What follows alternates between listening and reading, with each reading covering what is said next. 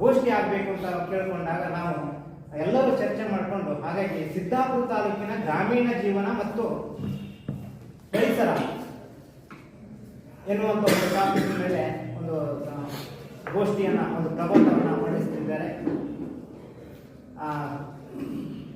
ಸರ್ಕಾರದ ಪ್ರಾತಸ್ಮರಣೀಯರು ಅವರ ಹೆಸರಿನಲ್ಲಿ ವೇದಿಕೆಯನ್ನು ಹಾಗೂ ದ್ವಾರಗಳನ್ನು ಮಾಡಿದ್ದೇವೆ. ಶ್ರೀಯುತ ವಿಶ್ವನಾಥ್ ಶೇಟ್ ವೇದಿಕೆ, ಮುಖ್ಯ ವೇದಿಕೆಗೆ ಅವರ ಹೆಸರನ್ನ ಇಟ್ಟಿದ್ದೇವೆ. ಅವರು ವಿವಿಧ ಕ್ಷೇತ್ರದಲ್ಲಿ ಸಾಧನೆ ಮಾಡಿದವರಿಗೆ ಮಾಡ್ತಾ ಇದ್ದೇವೆ.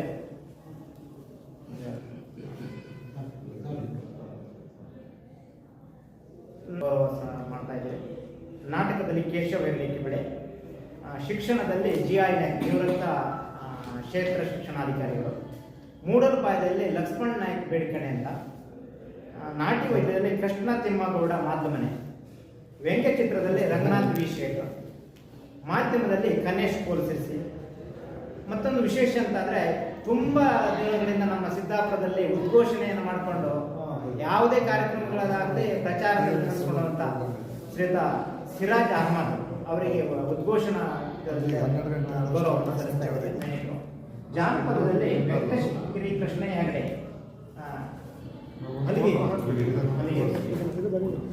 ಸಂಘಟನೆಯಲ್ಲಿ PV ಹೆಗಡೆ ಹೊಸಗದೆ ಅವರಂತೂ ತುಂಬಾ ಒಂದು 1000-1200 ಜನ ಸೇರುವ ನಿರೀಕ್ಷೆ ಇಟ್ಕೊಂಡಿದ್ದೇವೆ. ಬೆಳಿಗ್ಗೆ ಮಧ್ಯಾಹ್ನ ಮತ್ತೆ ಬಂದಂತ ಎಲ್ಲ ಅಭಿಮಾನಿಗಳಿಗೆ, ಸಾಹಿತ್ಯ ಅಭಿಮಾನಿಗಳಿಗೆ ಮತ್ತೆ ಅತಿಥಿಗಳಿಗೆ ಊಟ ಉಪಚಾರ ಅಂದ್ರೆ ಉಪಹಾರ ವ್ಯವಸ್ಥೆ ಬೆಳಿಗ್ಗೆ ಮಧ್ಯಾಹ್ನ ಮತ್ತೆ ಸಂಜೆ ಇಟ್ಕೊಂಡಿದ್ದೀವಿ. 100 ಮೀಟರ್ ಆಗೋದಿಲ್ಲ. ಅಲ್ಲಿಯ ವ್ಯವಸ್ಥೆಗೆ ಹಾಗೆ ಅಲ್ಲಿಯ ವ್ಯವಸ್ಥೆಗೆ ತಕ್ಕಂತೆ ಒಂದು 100 ಎಲ್ಲ 14 ಮೀಟರ್ ಇರ್ತದ. 3 ಕಿಲೋಮೀಟರ್ 4 ಕಿಲೋಮೀಟರ್ ಇಲ್ಲ. SM ಹೆಗ್ಡೆ ಮನೆಯಿಂದ SM ಹೆಗ್ಡೆ ಪಾತ್ರ ಜಾಸ್ತಿ ಇದೆ.